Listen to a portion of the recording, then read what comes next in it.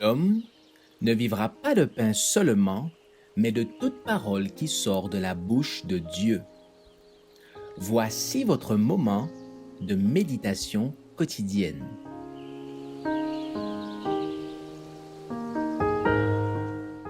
Vous recevrez une puissance. Choisi pour être sauvé.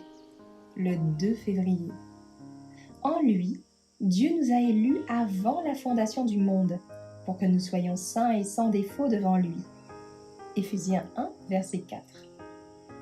Croyons que nous sommes choisis par Dieu pour être sauvés par l'exercice de la foi, au travers de la grâce du Christ et de l'œuvre du Saint-Esprit.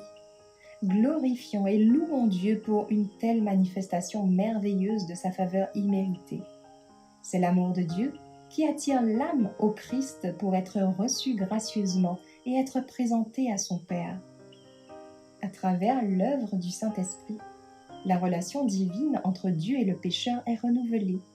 Notre Père céleste affirme « Je serai un Dieu pour eux, et ils seront pour moi un peuple.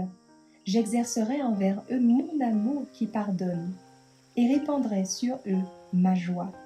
Ils seront pour moi un trésor particulier, car ce peuple que je me suis formé criera mes louanges. » Jérémie 30, verset 22.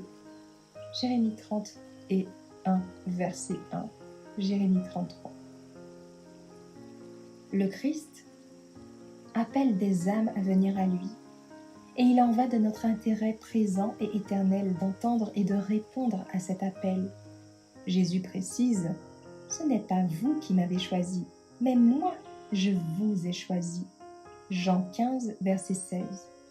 Que tous ceux qui désirent être appelés enfants de Dieu répondent donc à l'invitation du Christ et se placent là où la lumière du ciel pourra briller sur eux, là où ils réaliseront en quoi consiste entendre et mettre en pratique les paroles du Christ, c'est-à-dire suivre la lumière du monde et être accepté par le bien-aimé. Tout ce que Dieu pouvait accomplir pour le salut de l'homme, il l'a réalisé.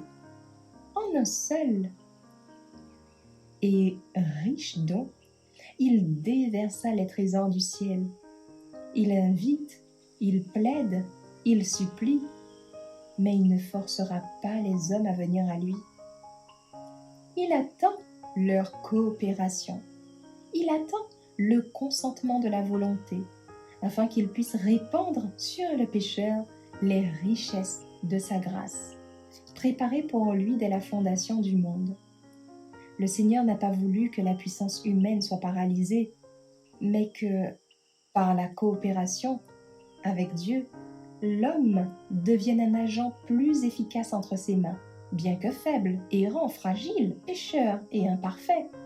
Le Seigneur offre à l'homme le privilège d'un partenariat avec lui-même.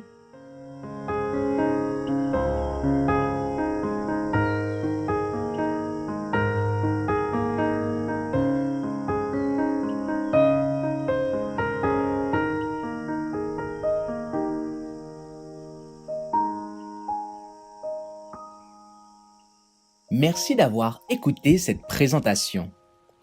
Assurez-vous de nous rejoindre demain pour votre moment de méditation quotidienne avec lereste.org.